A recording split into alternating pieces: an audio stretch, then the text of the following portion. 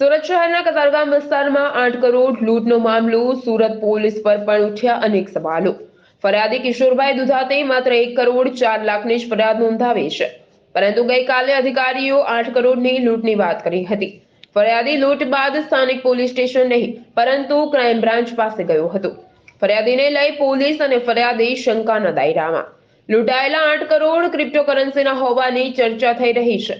અજાણ્યા આરોપીએ નરેન્દ્ર દુધાત અને ડ્રાઈવર મનહર સહિત 4નું અપહરણ કર્યું હતું. ત્યારબાદ રસ્તામાં લલિતા ચોકડી પાસે 2 લોકોને ઉતાર્યા હતા અને પછી એક વ્યક્તિને નારોલા ફાર્મ પાસે ઉતાર્યો હતો. ત્યારબાદ ડ્રાઈવરને નાની બેડ પાસે ઉતારી લૂંટારુઓ કાર લઈને ફરાર થઈ ગયા હતા અને લૂંટારુઓએ આ કાર સુરત જિલ્લાના કણાજ અને શેરડી ગામ વચ્ચે નહેર પાસે મૂકી રૂપિયા લઈ ફરાર થઈ ગયો હતો. સુરતની મોટી કંપની સહજાનંદ ટેકનોલોજી કંપનીના રૂપિયાની લૂંટ થઈ હોવાનું સામે આવ્યું. આ અંગે પોલીસે ઘટના સ્થળ પર પહોંચી અને તપાસ શરૂ કરી છે.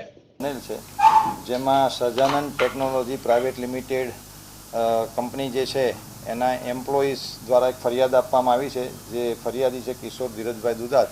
તેમના કહેવા પ્રમાણે કંપનીના એમ્પ્લોઈઝ જે હતા એ એમના કતારગામ સ્થિત સેફ જે હતો એમાંથી એ લોકો પેમેન્ટની મુવમેન્ટ કરી મૈધરપુરાના સેફમાં એ લોકો મુવમેન્ટ કરવા જઈ રહ્યા હતા. એ દરમિયાન એ ગાડીને વચ્ચે રોકીને એક ઇન્કમ ટેક્સના ઓફિસર તરીકે ઓળખાણ આપી એક વ્યક્તિ એની અંદર ગાડીમાં બેસી જાય છે અને આગળ જઈ એમને વેપન બતાવી એ લોકોને વચ્ચેથી ઉતારી દે છે અને કુલ 1 કરોડ રોકડા અને ગાડીની કિંમત 4,50,000 અને જે અંદર 4 માણસ બેઠા હતા એમના મોબાઈલ 20,000 એમ ટોટલ 1 કરોડ 4,70,000ની લૂંટની ફરિયાદ દાખલ કરેલ છે.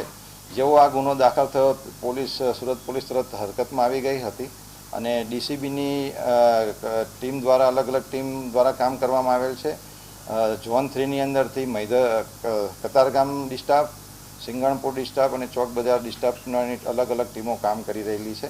નરેશ સિમરણ, મહાદેવ ન્યૂઝ, સુરત.